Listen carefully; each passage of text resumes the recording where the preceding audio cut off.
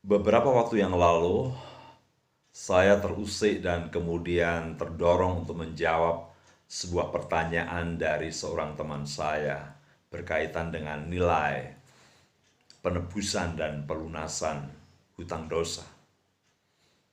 Dia katakan, sebenarnya seberapa besar nilai penebusan pembayaran hutang dosa bagi manusia dan mengapa harus datang Yesus Kristus. Pertama-tama saya mau katakan bahwa ada fakta yang tidak bisa dipungkiri. Semua orang telah berbuat dosa, telah kehilangan kemuliaan Allah. Dan manusia terpisah dari Tuhan Allah. Itu yang disebut sebagai keadaan berdosa dan menjadi si pendosa. Ketika pertanyaan muncul seberapa besar hutang dosa dan pembayarannya bagi yang berdosa, saya mengatakan bahwa nilai pembayaran dosa adalah besarnya nilai terlunaskannya tuntutan dosa atas hidup manusia, agar manusia kembali kepada kodrat penciptaan yang kudus dan tak bercela.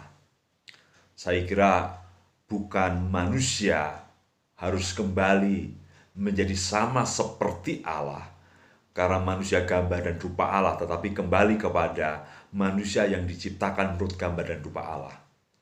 Keberdosaan sudah menghancurkan itu semua, dan keberdosaan itulah yang menuntut pelunasan pembayaran. Dan sekali lagi saya katakan bahwa manusia perlu pelunasan pembayaran atas tuntutan dosa yang ada dalam hidupnya, yang menghancurkan hidupnya. Dan saya katakan tidak mungkin pelunasan dan pembayaran itu dilakukan oleh manusia. Saya mau katakan ada 3 hal yang patut dipertimbangkan. Bagaimana mungkin manusia yang sudah rusak, sudah bobrok itu, bisa mengusahakan dari dirinya melakukan sesuatu yang disebut sebagai usaha pelunasan atas dosanya, sementara dirinya sendiri sudah cacat, sudah tidak sanggup melakukan sesuatu yang perfect, yang sempurna, yang kudus. Itu pertama. Manusia yang berdosa itu sendiri tidak sanggup melakukan, jangankan yang terbaik, yang baik pun mungkin sudah sulit. Kedua, dalam tradisi, bahkan dalam banyak keyakinan, dosa selalu harus diselesaikan, dilunaskan dengan korban. Saya mau katakan seperti ini.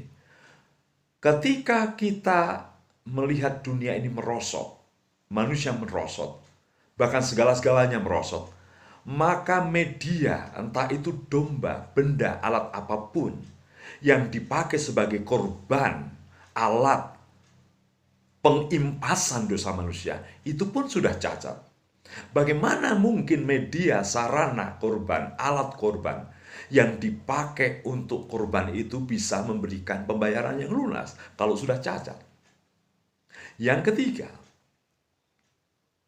kalau dalam pelayanan pelunasan dosa seringkali membutuhkan pengantara, imam, atau pendoa, ataupun siapapun. Ingat baik-baik, manusia yang menjadi pengantara, entah itu imam, entah itu orang yang memang menjadi atau merasa menjadi media Tuhan, dia adalah juga orang cacat. Perhatikan baik-baik, si pendosa yang akan berusaha supaya dosanya dilunaskan cacat, tidak sanggup melakukan, jangankan yang terbaik seperti ukuran Allah, yang terbaik untuk ukuran dirinya sendiri pun belum tentu. Kemudian kedua, media, korban, alat juga cacat. Kemudian ketiga, yang menjadi penolong, pembantu, mediator, maksud saya orangnya, juga cacat. Bagaimana mungkin 3 unsur yang sama-sama cacat akan bisa melahirkan korban pelunasan atas hutang? Maka satu-satunya dasar yang benar, korban yang sempurna, yang tidak bercacat, harus datang dari Allah sendiri. Harus datang dari Allah sendiri yang tidak bercacat, yang sempurna, yang dia mengambil wujud manusia yang sempurna. Sehingga sangat masuk akal bahwa Allah yang sempurna mengambil rupa manusia yang sempurna tidak bercacat.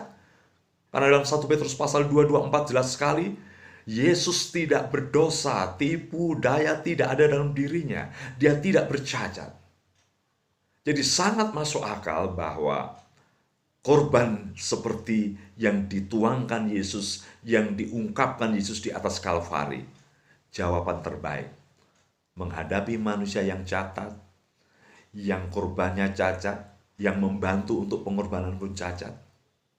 Ya, Yesus Kristus jawaban terbaik atas itu. Amin.